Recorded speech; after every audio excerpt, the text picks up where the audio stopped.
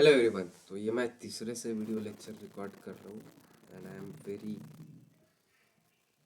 मेरा आपक हो चुका हूँ। ठीक है, क्योंकि 3 बार रिकॉर्ड किया और तीनों बार आवाज़ नहीं आई। ठीक है, कोई बात नहीं। तो एंटीजन देख लेते हैं हम। मैंने 20 मिनट का वीडियो रिकॉर्ड किया था और 20 मिनट का पूरा वीडियो में साउंड ही रिकॉर्ड नहीं हुआ। ठीक है, सो बहुत बुरा लग रहा है अभी। कोई बात नहीं, चलते हैं। तो antigen, N antigen is a molecule. Antigen और एंटीबॉडी इस लेक्चर में हम डिटेल में देखने वाले हैं। ठीक है, सो एंटीजन देख लेते हैं हम पहले। N antigen is a molecule that induce N immune response in body. 1 minute, start हुआ गया। तो ये जो एंटीजन रहता है, जो एंटीजन मॉलिक्यूल रहता है, वो क्या काम करता है? तो इम्यून रिस्पॉन्स के काम में आता है बॉडी में। ठीक है,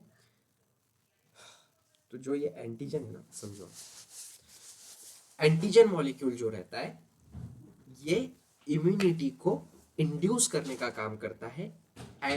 किस चीज से बाइंड करके? एंटीबॉडीज से बाइंड करके ये क्या करता है? इम्यूनिटी को इंड्यूस करने का काम करता है। ओके, उसके बाद एंटीजन की ओरिजिन दो टाइप से हो सकती है। एक है एक्सोजीनियस एंटीजन और एक है इंडोजीनियस एंटीजन।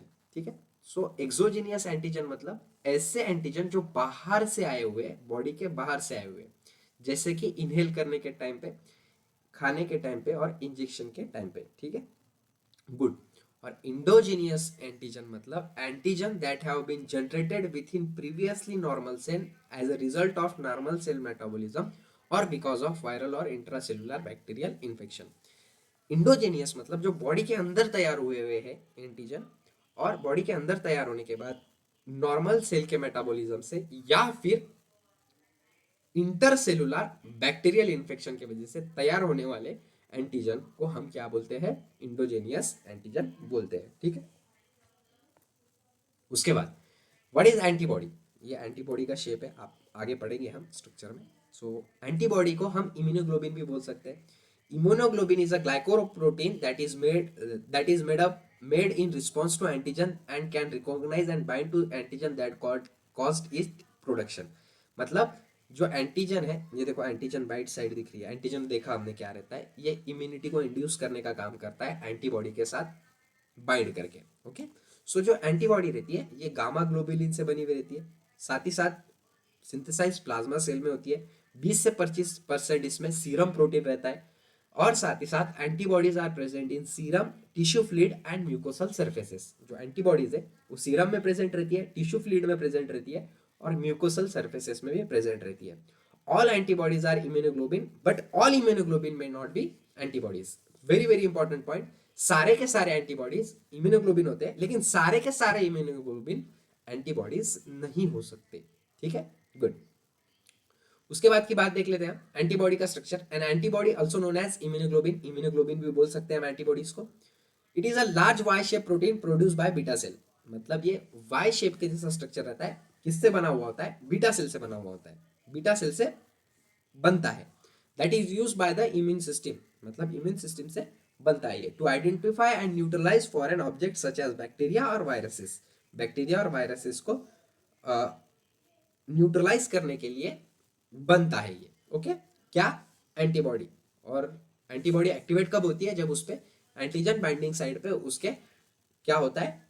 एंटीजन बाइंड होता है, तब ये एक्टिवेट हो जाती है। उसके बाद the antibody recognize as a unique part of the foreign target called an antigen. ठीक है, बोल दिया मैंने अभी वो। ओके, बेसिक स्ट्रक्चर क्या है इसका? तो स्ट्रक्चर देख लो कैसा बना हुआ होता है।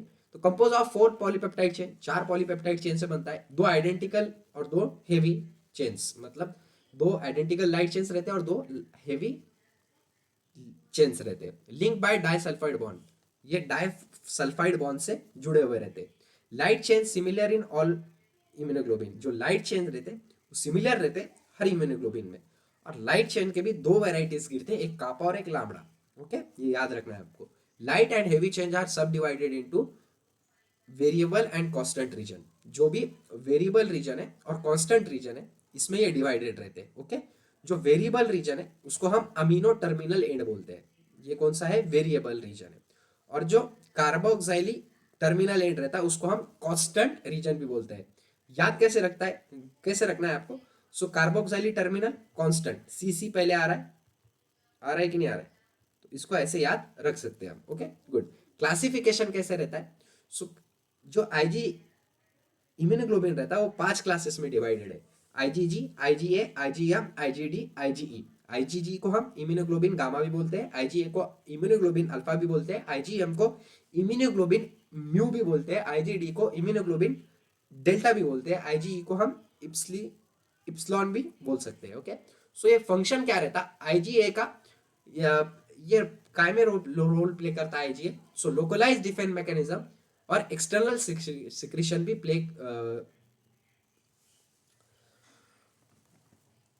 लोकलाइज डिफेंस मैकेनिज्म और एक्सटर्नल सिक्रेशन में भी काम आता है ये आईजीए। ओके आईजीडी काय के काम में आता है? So recognisation of antigen by beta lymphocyte. Ig काय के काम में आता है? तो एलर्जिक रिएक्शन के काम में आता है।